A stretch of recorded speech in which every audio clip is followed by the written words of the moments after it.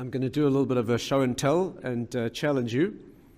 Right? Everyone knows that Thornhill and Toronto Jews are North America's intellectual black belts. So to try to keep you awake, I'm going to try to prove that. The subject for this series has been two worlds.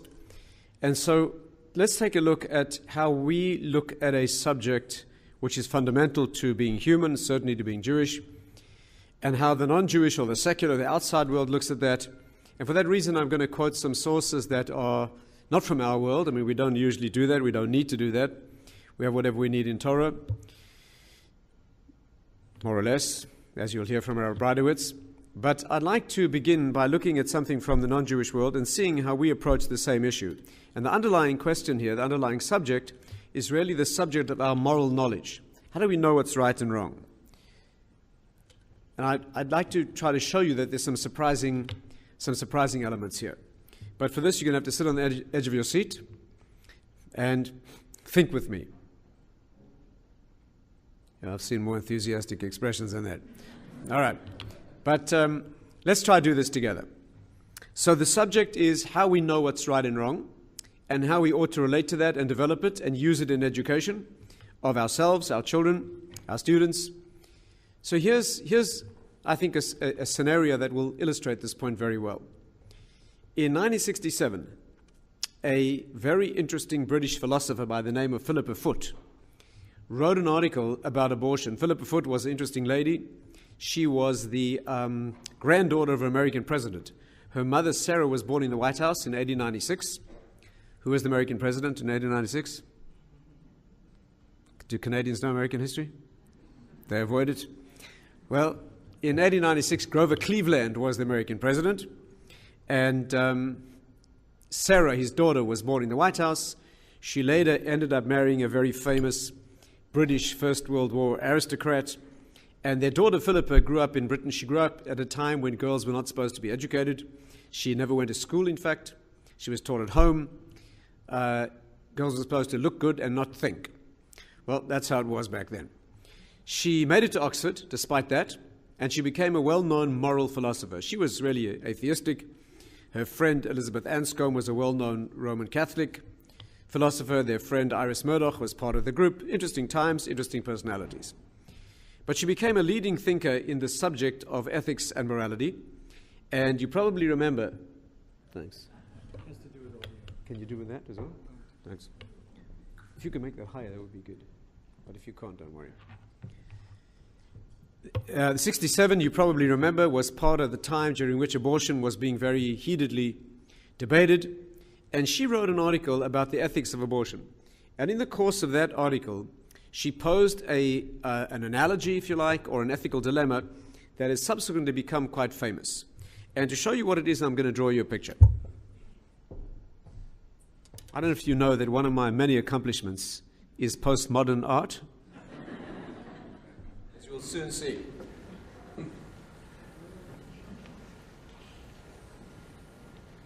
Can you hear me without the mic?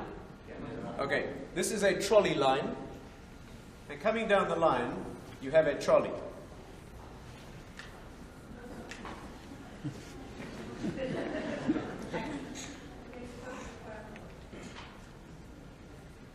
Okay, here's your trolley coming down the line. You are standing right here. But unfortunately, on the trolley line, there are 5 people tied to the track.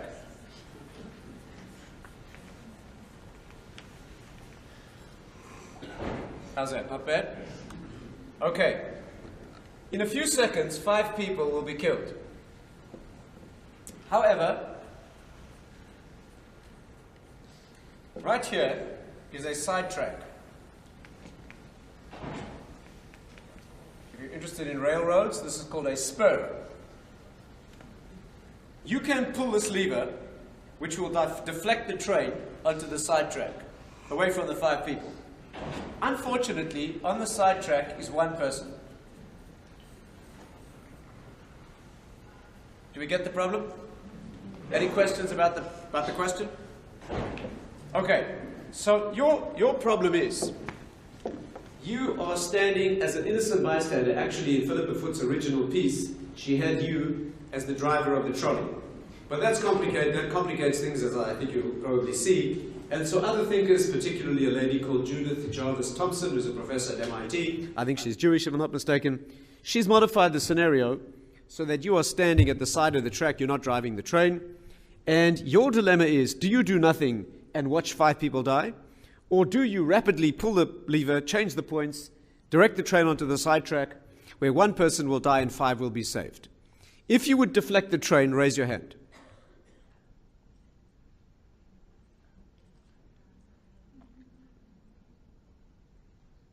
Okay, you're in very good company. I think probably about 70% of you said you'd raise your hands. In fact, when given time to think about this, about 94 to 95% of Westerners would opt to deflect the train. Culture makes a difference here.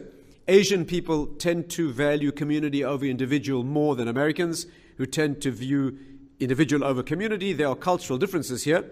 But if you survey Western people, particularly American college-age students, most of them would deflect the train. In fact, if you'd like to research this, there is Harvard University has a website, I think it's called Moral Choices, where they give you many scenarios like this, and they invite you to click on your options, and tens of thousands of people have done that, so you can actually explore the statistics and you can see how people respond. But the vast majority, well over 90% of people, would deflect the train. By the way, this whole field has become a new field of modern philosophy. It's now called Trolleyology. Trolleyology. All right. And this is the field that she began. Okay. How about the second? How about this case?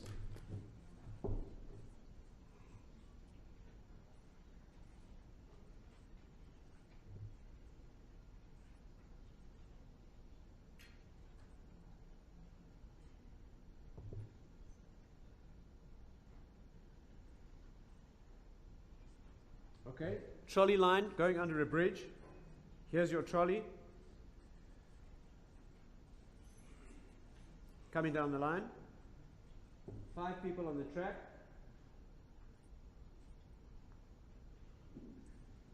And there is a fat man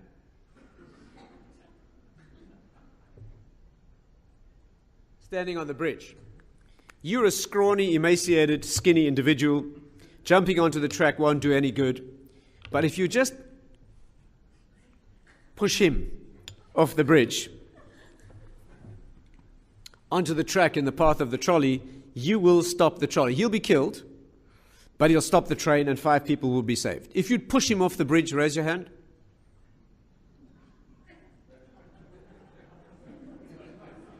Only 2? All right, okay, well, that's interesting. Only 2. You're in good company. Less than 4% of Western people would do that. And here we certainly are much less than that. They would not push him onto the track. And here's the challenge. What's the difference? All I can see as the difference is that here you are bringing a train to a man. And here you're bringing a man to a train. You see that? What you're doing in both cases is killing someone to save 5 people. That's clearly your intention in both cases. Difference only is here you're doing it by bringing the train to the man to kill him, and in this case you're bringing the man to the train to kill him. But in both cases you're using that death to save 5 people. So what's the difference? No. What do you mean there's no difference? 80% of you said you do that. Nobody said they do that. There's clearly a difference. Okay, so I knew you'd say that. I knew you would say that. He said that you have contact with a person here, getting your hands dirty with murder. You said directly. So you notice, if you look carefully, I've set up a lever right there. And this lever is connected to a trapdoor in the bridge. Okay? When you pull the lever, the trapdoor opens and is ever so gently lowered onto the track in the path of the train. No getting your hands dirty, don't have to touch him. Both cases are identical actions. Same distance, same timing. All you do is pull a lever. In this case, the lever sends the train to the man to kill him. In this case, the lever sends the man to the train to kill him. What's the difference? By the way, I don't think direct or indirect makes any moral difference. It might make an emotional difference, but I don't think that's a significant moral factor. What's the difference?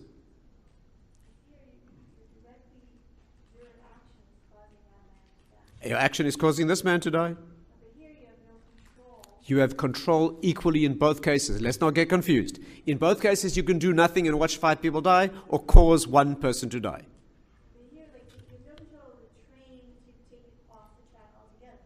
Oh, no, that's cheating. You may not introduce any variables other than what I've given you. Now, just 1 second. Here's a rule in Gemara learning that you must keep all else equal. The lawyers call this ceteris paribus. You can only work with what I've given you. You can't tell me these are your friends, that's your mother-in-law. You can't do that, right? No. All the variables have to stay the same. That's a rule in science. In a lab, we freeze the variables, even though life is not like that. When I studied medicine, they taught me the principles of medicine in glorious black and white clarity. Life is never like that. But we study the principles that way to isolate the principle. And therefore, don't tell me maybe this, maybe that, this is more likely, that's more distant. They're both identical in every respect, except for the, There is a difference, but I don't think it's a practical difference. On the first case, all the people are already on track. So is that one already on a track? No, he's on top of a bridge. What's the difference where he is? Because he's not expecting to be hit by a train. Oh, I assure you both of these people are not, just let's get this clear. This fellow... Just 1 moment. This fellow is on a track that is never used. In fact, this track has never ever been used and never will unless you put the train on it. This fellow never falls off bridges. Okay, you get it? And they're both tied up. And in case you didn't notice, he's fat too. Okay, so we've leveled the playing field. Yeah. I don't want emotional. I want a principal difference of morality. Yes.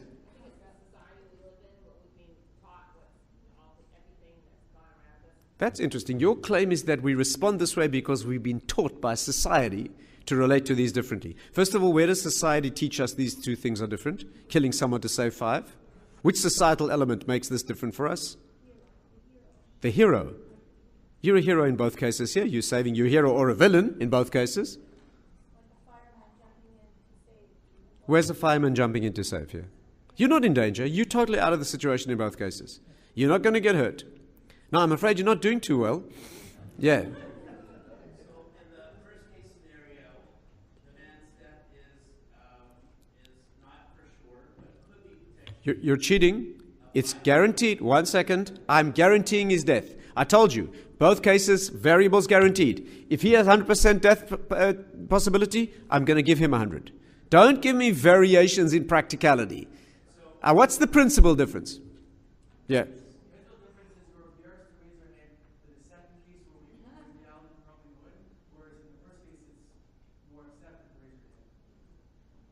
What? What's the moral difference between the cases? Pressure? But then why did you raise your hand in the first case? Yeah. The delay is exactly the same. I told you, all the physical factors are identical. 3 seconds till they die in both cases. I don't want practical differences. I want a principal difference. Yes? In the second example, you're really intending to kill the guy. That's interesting. I think I'm intending to save 5 people in both cases. But now you say something a bit more interesting. Let me tell you, because you're failing miserably so far, something very interesting. The first point to extract from this exercise is something very interesting. And that is, I asked you for your response. It didn't take you 5 seconds to respond to this, and most of you refused to respond to that. When I ask you why, you don't know. That's very interesting. When I ask you to articulate the difference, if I did a survey as you walked into this room, and I said, why do you hold your moral positions? You would say, I'm an intelligent person, I've worked them out, they're consistent, I'm intellectual. Really? I ask you what to do, you know immediately what to do. And when I ask you to give me the intellectual rationale, you don't know. That is very interesting. That demonstrates that our moral intuition is not intellectual.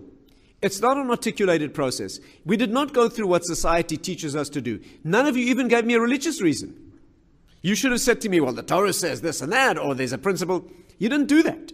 You responded naturally, and this is a very remarkable observation. It means that we have a moral knowledge which is very deep, and even to the extent that we cannot explain it, even when given time and the challenge, we know what to do. That's very interesting. I'm not claiming we're always right. In fact, our moral intuition can be seriously distorted by society and by many other things. But at root, we have a moral sense. Is this authentic from a Jewish point of view? I think it is. I will give you some astounding examples. First of all, we have a statement, Derech Eretz Kadma La Torah. Derech Eretz, which means many things, but one of the things it means is a sense of justice and righteousness and fairness and rectitude. We have that sense, and we ought to have it before you start studying Torah. The simplistic view that you're a blank slate and you come to religion and religion teaches you what's right and wrong is oversimplified. The Torah requires you to come and start studying Torah with a sense of fairness and righteousness. When you study children, you'll see they have an inflamed sense of what is right and fair. You buy him a blue one and her a pink one, that she wants the blue and he wants the pink. You buy them both blue, they want each other's. You know, they have a very inflamed sense of what is right and fair and just, and that is part of our nature. I'll give you a more astounding example, really astounding. The Torah is full of people asserting their moral intuition against God. Against God. I see some puzzled faces. Imagine you walk out here this evening and Hashem, God, taps you on the shoulder, right? I mean, if this happens to you, see me, you need therapy. But imagine, and Hashem says to you, I'd like you to do me a favor. And you say, whatever you say. He says, tomorrow morning I'd like you to find some little kittens and torture them to death. Because I, God, tell you that that's good. What would you respond? You'd say, God, if you say it's good, it must be good. Would you? I don't think so. The Torah is full of people asserting their moral sense against Hashem. Example. Hashem comes to Abraham, and he says to him, I've had enough of stone. The Sodomites are wicked, I'm wiping them out. And Abraham says to God, HaShofet kol haaretz lo ya'aseh mishpat. Shall the judge of all the world not do justice? Abraham is accusing God of injustice. Who are you arguing with? How do you do such a thing? This happens throughout the Torah, and God never pulls moral rank. The correct answer is, Abraham, I'm God. Whatever I say is right by definition. I'm the definition of right. God never does that. He says, let's talk about it. Let's negotiate. Abraham didn't pray for stone. He claimed that God was being unjust. On the basis of what? I think it's unjust. This is astounding. By the way, it's very interesting. When Hashem said to Moses, I'm wiping out the Jewish people, they've sinned. Moshe said to Hashem, you'd be immorally breaking a promise. You promised the Jewish people, the entire Jewish people, the entire land of Israel, if you kill us all in the desert, you'd be breaking your promise, that's immoral. Amazing. By the way, the Medrash says that God responded as follows. He said, no, I won't break my promise. I'll kill the Jewish people, I'll preserve you. I'll reconstitute the Jewish people from you, and I'll give that nation the land of Israel. Without a moment's hesitation, Moshe turned to Hashem and he said, that won't solve the problem. Because you promised the entire land to the entire Jewish people, that means all the 12 tribes. If you reconstitute the Jewish people out of me, I'm only the tribe of Levi. You wouldn't be keeping your promise to give the land to the whole Jewish people. And the Medrash says that God was unable to answer. That's the kind of attorney you want working for you. By the way, a year and 2 months later, the same conversation recurred, and Moshe Rabbeinu did not use the same card that he held in his hand. He had a trump card in his hand, a winning hand. The spies came back on their fateful mission. They gave a bad report, and Hashem said to Moshe, I'm killing the Jewish people. And here Moses turned to God and he said to him, Hashem, people would say that you're not strong enough to take us into Israel. They say you are mighty enough to conquer the Egyptians, but you cannot conquer Israel, and you're not strong enough, and people will discredit your strength, and that's wrong, don't do it. And Hashem said, well, it's not as good an argument, but okay. And the question is, why didn't he use the winning hand that he had before? And the answer is clear. What was his winning argument? You promised us the whole land of Israel. He can't say that now when the spies have just rejected the land of Israel. Representing all 12 tribes, they've just rejected the land. You can't offer that as an argument. What a chutzpah. So he couldn't say that. So he said, people would say you're not mighty enough. But the Torah is full. The book of Job is full of this. The Torah is full of human beings arguing against Hashem on the basis of their own moral sense. This is amazing. The Medrash says Avraham Avinu, Abraham learned Torah from himself. He came to it. The Rambam says that man was created to know good and evil from himself. You're supposed to know what's right and wrong. Yes, it can get badly distorted, and you need Torah, no question about that. But you ought to have, children need to be taught that they have a sense of righteousness, and that needs to be developed. You don't tell a person you're a blank slate, forget everything you know is wrong, here are the rules, become a robot and observe the rules. It's not right. By the way, mankind, here's an even more astounding fact. Do you know that throughout the history of humankind, West, East, ancient, modern, sophisticated, primitive, all human societies have always agreed on every single moral principle? Isn't that amazing? In every single human society, you may not kill. I'm talking about single moral principles, not for other reasons. Killing for no reason, wrong. Stealing, there's no society where you can steal. There are no amoral societies. Go to Papua New Guinea and steal the breakfast of the savage next to you. Steal his lady. He'll kill you. Not keeping a promise to somebody who's relying on you, betraying them and letting them down when they're relying on you, is immoral. Not showing gratitude to somebody who saved your life is immoral. There's no argument about this. The evolutionists have a very hard time trying to figure out, how did all human beings evolve exactly the same moral ideology? We know the reason we have it because we created B'Tselem. We are a divine projection. We have the same values that he does. We know what's right and wrong. By the way, be careful about this. When moral values conflict, there's no agreement. I'm talking about single moral principles. Can you steal for no reason because you feel like it?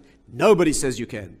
Can you steal to save a life? Can you hurt one person to save many? Can you kill one to save many? Can you harm animals for humans? No agreement at all. A classic example. Can you torture one person? Let me ask you your opinion. Can you torture someone? Let's say there's a terrorist who's planted a bomb someplace, 50,000 people about to die. If you torture him unbearably, you'll find out where the bomb is. Raise your hand if you think we should torture him. Okay, put your hands down. Raise your hand if you think it's not right to torture such a person. Very interesting. Very interesting. I think current modern American opinion is we ought not to have such things. We ought not. Alan Dershowitz wrote a book a few years ago arguing that it would be moral to torture a person like that. I think current opinion is that it would be wrong. Here's an example. 15 years ago in Germany, listen to this astounding example. In Frankfurt 15 years ago, a wealthy industrialist had a 10-year-old son being tutored by a 24-year-old university student. This is not a Jewish family. The child was kidnapped, and a ransom demand was received. The chief of police in Frankfurt realized that the student was probably the culprit, and he arrested him. The student refused to disclose what he'd done with the child. The chief of police threatened to torture him. He told him that he had people on his police force who could inflict unbearable pain on him that would leave no marks on his body. Under threat of torture, he broke down and admitted that he'd killed the child, and he told them where he was. They'd found the body of the child in a hut on a lake, and he was convicted. After the trial, the chief of police was tried and convicted for using threat of torture. I think he was given a 2-year suspended sentence in Germany. So the question about whether you can do one thing for others, there's no human agreement. The moralists, the ethicists say ethics has not yet had its Newton. We don't have an organizing principle. But one value in isolation, no disagreement. Okay, let me tell you one or two solutions to this question because you didn't do well at all. I will tell you, first of all, a non-Jewish solution which is widely used, and then I will tell you what the Chazon Ish, the great rabbi, said about this case. Philip Befutter self-suggested we use the principle of double effect.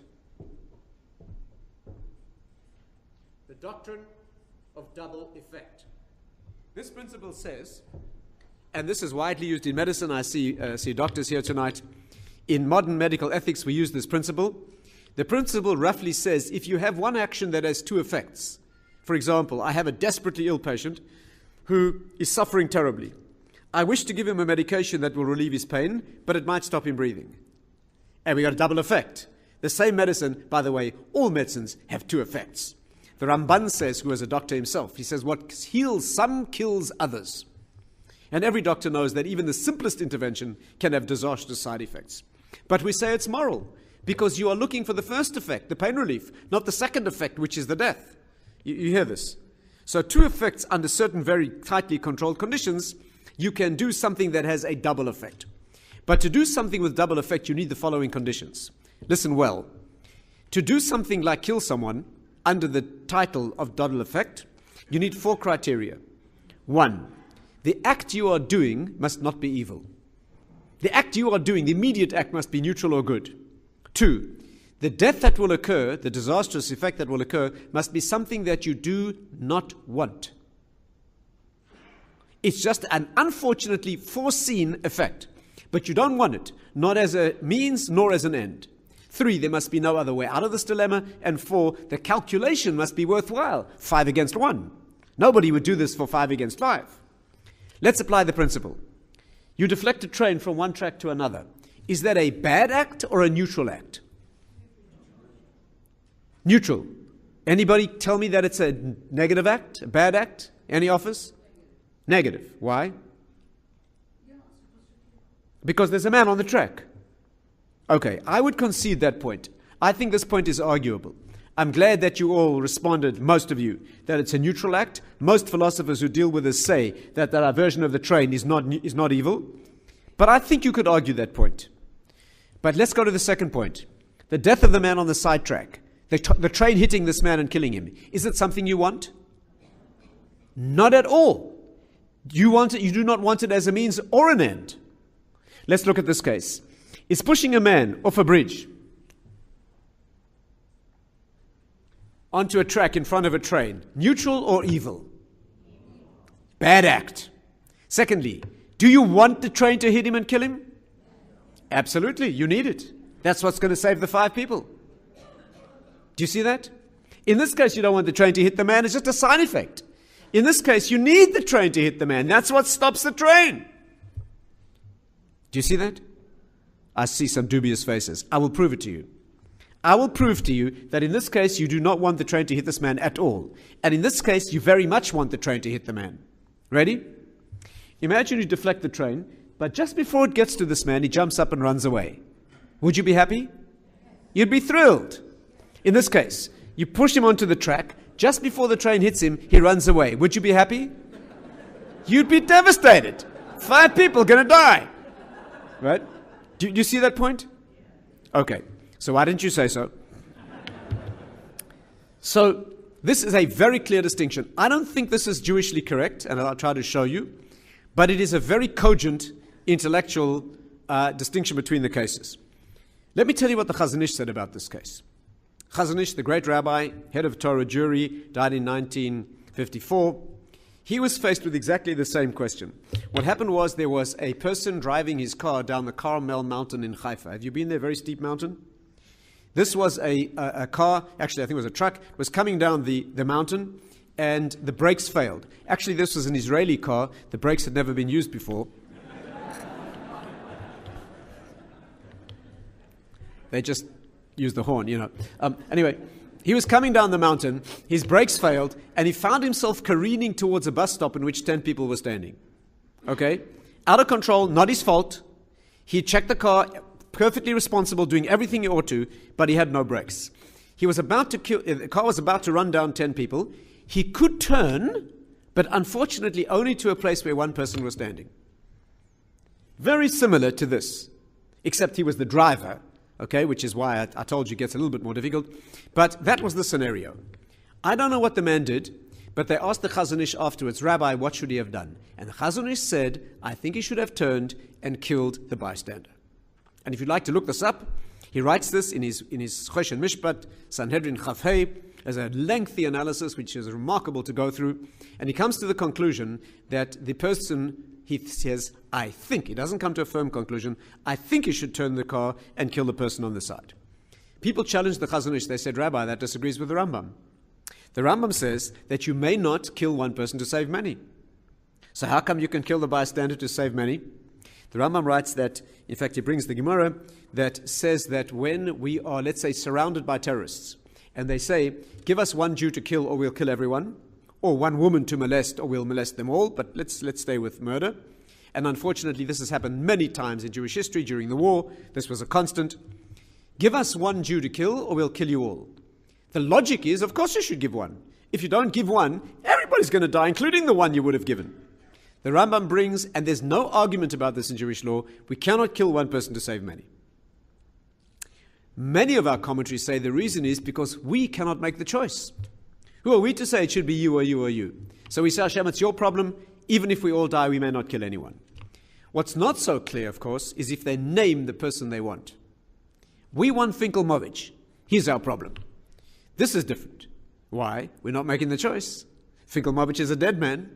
Why should we all die as well? Here there's an argument in the Jerusalem Talmud. I don't want to keep you late. I'll just tell you very briefly. The Yerushalmi, in the 8th Perek of Trumas, discusses this question. The Gemara says, well, we can learn this from the historical case of Sheva ben Bichri. Sheva ben Bichri was a man who attacked King David. What's the Jewish punishment for attacking the king? Immediate death. He managed to escape and he hid in the town of Avel. David's army, led by Yoav, the general, surrounded the town, and Yoav gave the townspeople that ultimatum. He said to them, if you don't give me Sheva ben Bichri, I'll kill you all. And what happened was a very old woman called Serach bas Asher climbed up on the ramparts and she began debating the case with Yoav. She prevailed on the townspeople to kill him. They threw his head over the wall. She saved the whole city.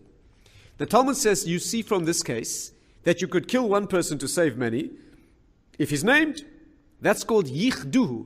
Sheva ben Bichri was named, stipulated, specified, and because he was named, they were able to kill him. What's obviously wrong with this proof? What's the problem with this proof? He was guilty. He deserved to be killed. So the Talmud debates that point. Rabbi Yochanan and Reish Lakish. One opinion is they killed him because he was designated. The second opinion is they killed him because he was designated and guilty. The first opinion says no. They killed him because he was designated. He just happened to be guilty too. But it's not needed.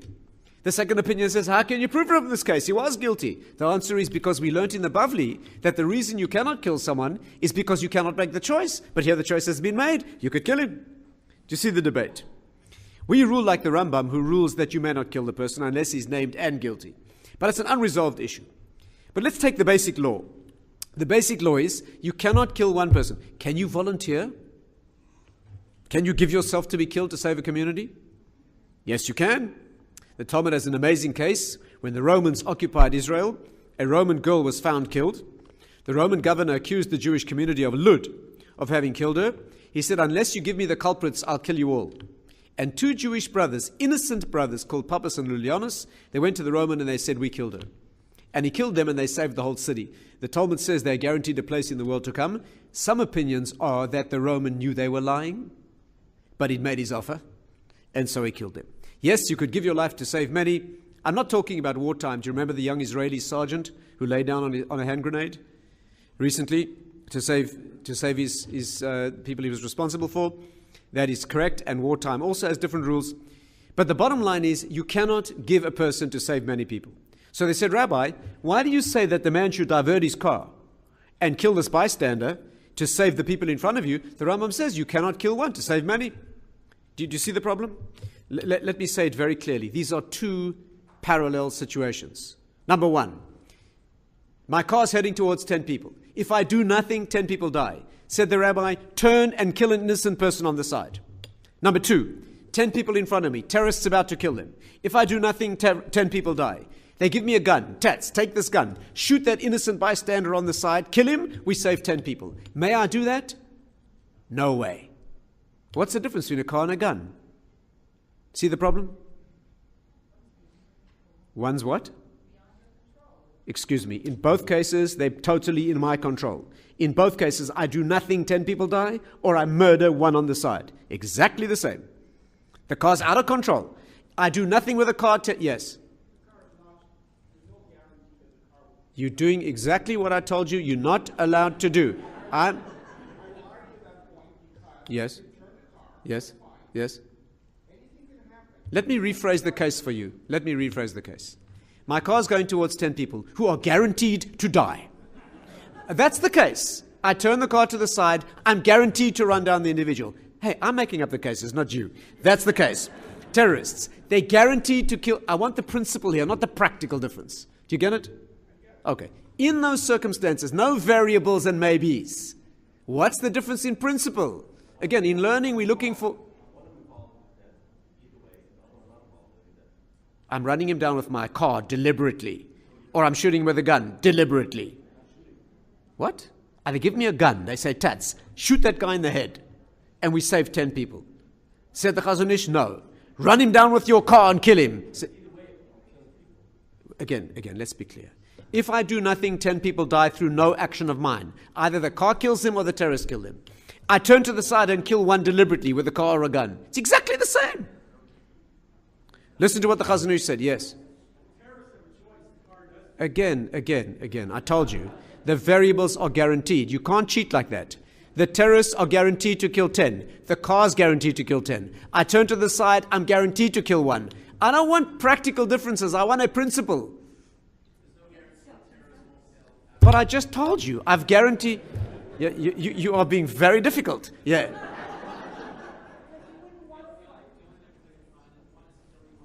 Oh, maybe. Let me tell you what he said, the Chazon Ish. Listen well.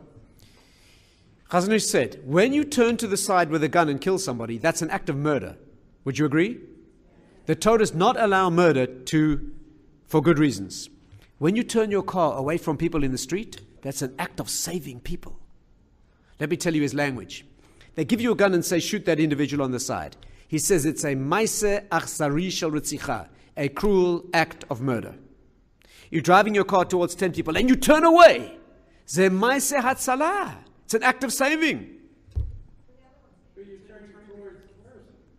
For that reason, says the Chazon Ish, I'm not sure.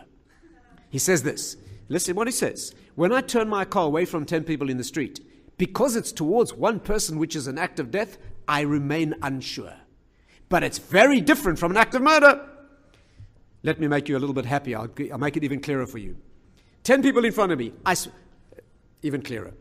10 people in the street, no one else around. Just before I get to them, I can turn aside. Should I turn? Of course. Okay. 10 people in front of me. If I turn as hard as I can, I just hit one of them. Should I turn? Okay. 10 people in front of me. If I turn hard, I miss them all, but hit one on the side. Should I do that? Why not? Okay. However, I'm a doctor in a hospital. I have 5 people in organ failure. They badly need transplants. And they're about to die. The nurse walks in and she says, Doctor, there's a young man in the waiting room. He's come to see his mother. Let's grab him, cut his throat, take 5 organs, save 5 lives. Raise your hand. Well, we're killing one to save many. Says the Chazon Ish, an act of murder in order to save people the Torah doesn't allow. That's what the Rambam's talking about. But an act of salvation, which is what you ought to be doing, even if it kills one, is possibly acceptable. Okay. Does this principle of the Chazon Ish agree with double effect? I don't think so. And if you'd like a black belt question, but for this you have to sit on the edge of your seat and think, I will show you a case that I think distinguishes them in practice. Ready? What would happen if the track looked like this?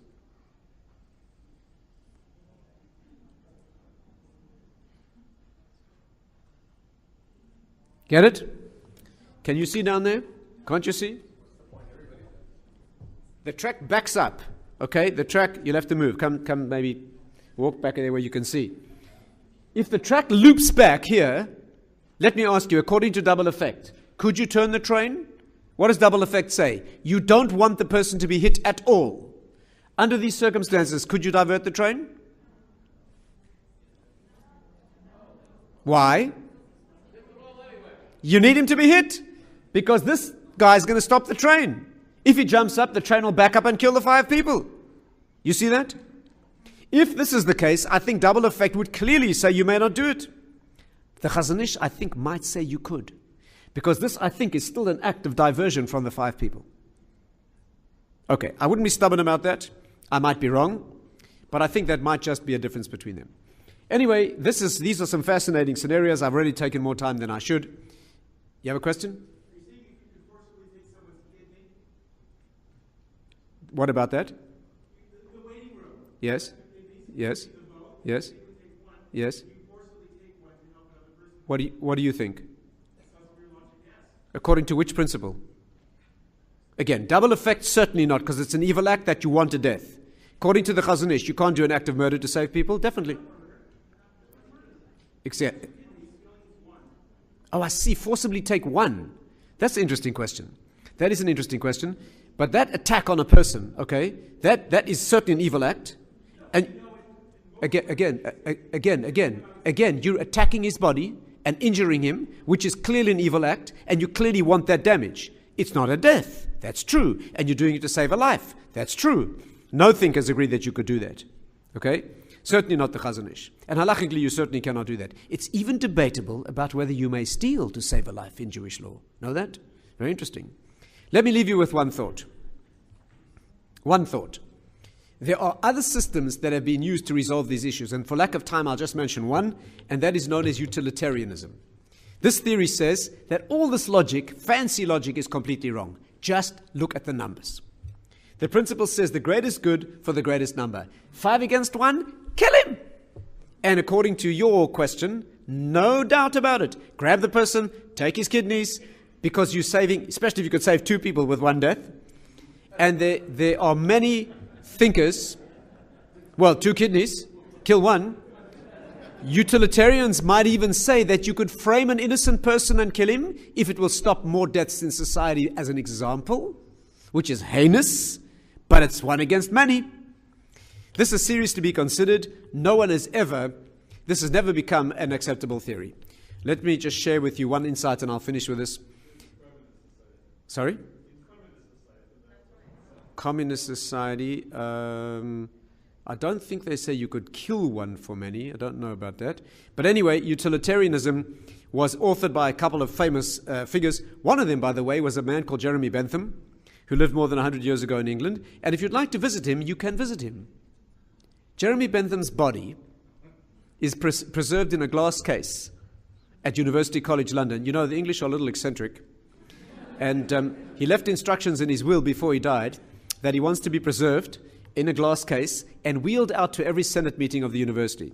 And there he is. When I go lecture to the medical students, I visit him, I pay my respects. His preserved body sits in a glass case at the entrance hall to UCL. His head is wax, and the real head is in a box on the side, which is locked up because the King's College students used to steal it.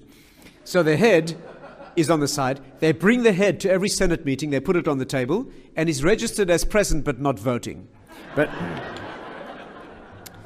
now, I'm not kidding you. You probably think I am, but I'm not kidding you. By the way, before I moved to England, I knew that Bentham was there. Why? Because in a famous book of responsa of one of the Dayanim of the London Beis Din, Dayan Grossness, he was sent a question by a young student some years ago who said, I study at UCL and I'm a Cohen. Can I walk through that room? I'm a Cohen. There's a dead body in the room. And the Dayan answers him very interesting. He says, you may not have contact with a dead body, Jewish or non-Jewish. But to be in an oil, a space with a body, that has to be a Jewish body to prevent your being there. There's no problem with this. However, on second thoughts, this may be Bentham's grave. And a Kohen may have no contact with a grave. This is his grave. He's permanently interred here. Walk around if you can. Anyway, amazing thing. Bentham said that you should look only at the numbers. This is a brilliantly simple system, and it has never been accepted. And the reason is, according to most theorists, because it does not feel right. Even though the logic is 1 against many, we just know it's wrong. I'll give you an example given by Professor Williams at Cambridge. He says this: imagine you backpacking in South America, and you stumble into a little village high in the Peruvian Andes. And as you stumble into the village square, you see 20 men lined up against the wall about to be shot. But just before they shoot them, they notice you. Hey, welcome, Americano, whatever you are, visitor, bring you in. They say, in honor of Il Presidente's birthday, we're going to give you a gun, shoot one of these men, and you save 19 lives. And they stand there singing in Spanish and throwing their sombreros in the air and waiting for you to shoot one of them. Raise your hand if you'd shoot one. You would, wouldn't you? No, you wouldn't. Nobody? You're saving 19 people. We just feel that it's wrong. And therefore, feel or know that it's wrong. And therefore, this is a reason why utilitarianism, although it's perfectly logical, has never been accepted. The bottom line take-home message is, I leave you with, we are not blank slates robotically operating according to rules. We are human beings with a deep sense of what's right, and we need to develop that. Torah is meant to correct that, align it, and develop it. By the way, I promise you I'll finish with this. This is becoming an everyday reality. I was driven last week on Friday from Passaic to New York in a self-driving car. My host took his hands off the wheel and his feet off the pedals, and the car drove itself. Now, the problem with these cars is they've been programmed to make choices. If your car's driving along the edge of a cliff and a child runs out into the street, or 10 people appear on the road, the computer programmers have told the car what to do. Kill 10 people or drive off the cliff and kill you. Those are built into the programs. Not only that, they know that if they program the car to kill you, people won't buy them. So these are now, there are halachic responses being written about this, and there's been a consensus of what we ought to do. By the way, the agreement is very interesting. The agreement is we know cars like this will kill people. It's already happened. We know people will die. We'll accept it willingly. You know why? Because much fewer people will die than due to human error. Society will save thousands of lives by cars that kill people very seldom, and therefore it's worthwhile. But how you program the cars, not being agreed. I promise you I'll finish with this. One example is this. Here in London, I live in England now, 1944 in London, imagine a map of London. V-bombs were raining in, the V2 bombs were coming in from France, tens of thousands of people died. Is that to remind me to finish? Yeah, okay, 1 more minute. The bombs were aimed at Westminster, in the center of London, heavily populated, but the Germans' aim was not good. They didn't have GPS and satellites, and the bombs were falling mainly in Croydon. Southwest London, lightly populated area, and that's where the bombs were falling, the rockets. The Germans desperately needed to know where their rockets were falling, and so they had 2 secret agents in London, radioing them information about where the rockets were falling. One was called Garbo, one was called Zigzag. Fascinating history, so I'm not going to go into now. These 2 men were radioing the Germans where the bombs were falling. Unknown to the Germans, they were British agents. They belonged to an operation called Double Cross, and they were telling the Germans where the bombs were falling. Churchill instructed them to tell the Germans that the aim was accurate. Churchill very much wanted to be sure that the rockets would fall in Croydon, where much fewer people lived, and avoid Westminster. One of the members on Churchill's cabinet, I think his name was Harris, he was a working class man who worked himself up, he accused Churchill of murdering people in Croydon. You understand? And Churchill said, I'm saving people in Westminster. This is an application of our principle. Do you know how the argument was settled? There was another cabinet minister who argued forcibly and swayed the decision in favor of the rockets falling in Croydon. He argued it was correct to do that, and his own parents lived in Croydon. And when they said to him, how can you do that? He said, Mum and Dad would have wanted it that way. Okay. Anyway, this happens all the time. When the Americans killed 74,000 people in Nagasaki, Hiroshima, they said, we're not killing civilians, we're saving many more from an atrocious war. Anyway, I leave you with this thought. These are everyday issues. We have a deep sense, deep knowledge of what to do here. And the aim of Torah here is not to squash your innate sense of spirituality, but to develop it and bring it to its perfection. Thank you.